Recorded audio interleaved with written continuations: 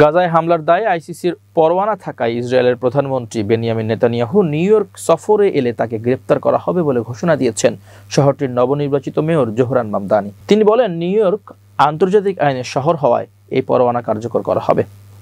NYC ভিত্তিক channel ABC7 এর সরাসরি অনুষ্ঠানে অংশ নিয়ে তিনি এই মন্তব্য করেন। মামদানি স্মরণ করিয়ে দেন 2024 সালে জারি করা ওই পরোয়ানায় নেতানিয়াহুর বিরুদ্ধে গাজার বেসামরিক জনগণের উপর ইচ্ছাকৃত হামলা এবং যুদ্ধকৌশল হিসেবে ক্ষুধাকে ব্যবহারের অভিযোগ রয়েছে। তিনি বলেন, এই শহর আন্তর্জাতিক আইনের শহর, তার মানে আইনকে রক্ষা করা।